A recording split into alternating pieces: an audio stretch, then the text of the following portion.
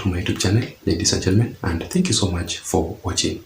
I really hope that this video finds you well from where you're currently watching from. But if you haven't subscribed, I'm just requesting you to please take a second or two and subscribe to my YouTube channel. You can also give this video a like, because if you do that, YouTube will automatically recommend this video and this platform to reach out to others. To my returning subscribers also, I really want to appreciate you for your continued support.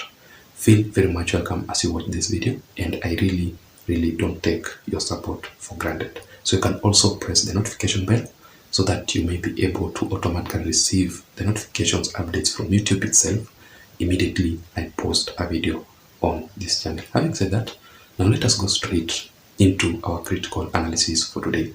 And there's this statement that was issued yesterday by the member of National Assembly from Game constituency in the Luo Nyanza region, well known as Elisha Odhiambo. So Elisha Odhiambo was literally begging President William Ruto to consider Raila Odinga internationally, and especially in the African Union and also in the United Nations, and grant him a job as the coordinator on matters to do with the climate change. So kindly allow me to read for you this statement by Elisha Odhiambo, saying that Jacom, Raila Odinga is our leader and we do respect him a lot. I'm requesting the government led by President William Ruto to give him a job at the African Union or the United Nations as the coordinator on matters on climate change. You know, currently President William Ruto is the leader globally on these issues to do with the climate change, and that is why William Ruto has invited all the leaders from across the world to come to Kenya on the summit that will be conducted, or on the climate summit to be conducted in September this year. So Elisha Odhiambo is urging William Ruto to grant Raila Odinga, because he is actually in a position to do that. But William Ruto has insisted that the only job remaining for him that he must accomplish is to ensure that he takes Raila Odinga back to Bondo for his retirement. That is the only job that William Ruto has been left with to do.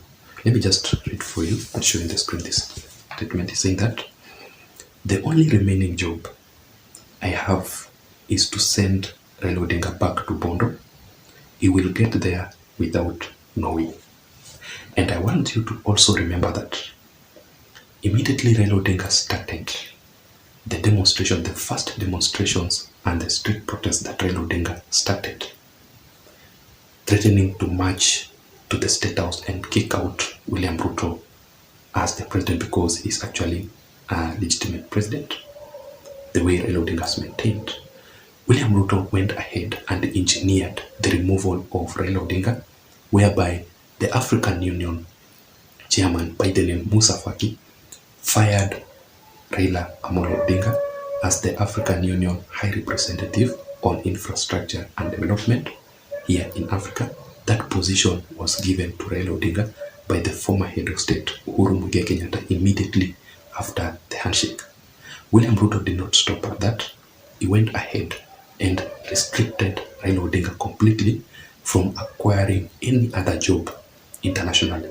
I personally believe that Raila Odinga, being well known across regions, various countries here in Africa and globally, Raila Odinga would have acquired very easily any other job, but he can't, simply because of the restrictions imposed by William Ruto.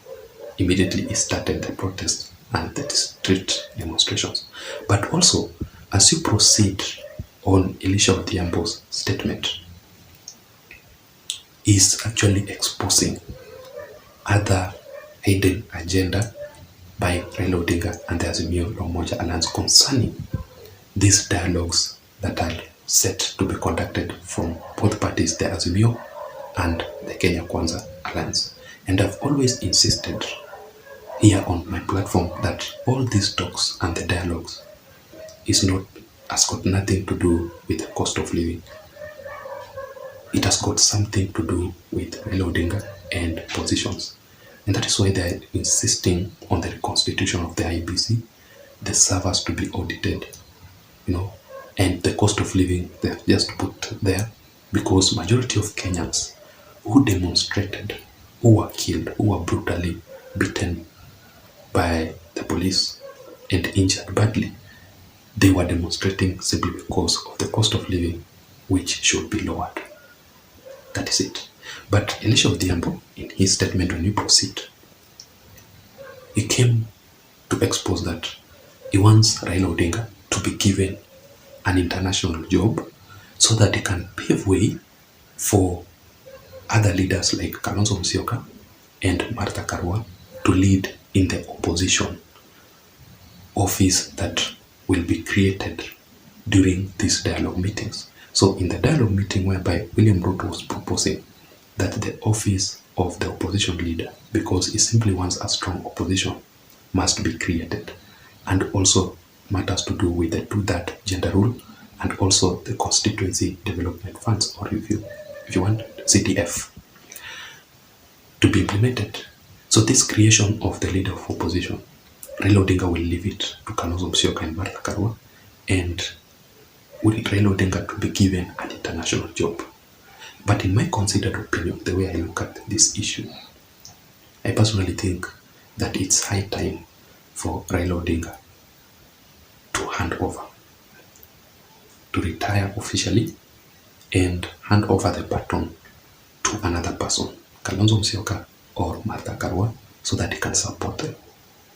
That is the high time that I consider, or in my personal consideration, I personally believe that Raila Odinga should just retire instead of acquiring any other job globally, instead of being granted any other job.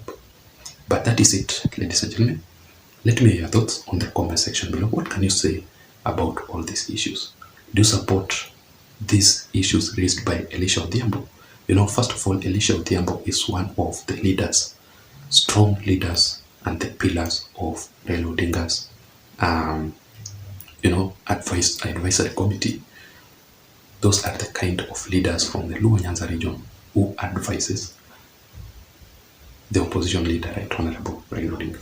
So let me hear your thoughts on the comment section below. Otherwise, I don't have much. Thank you so much for watching and listening.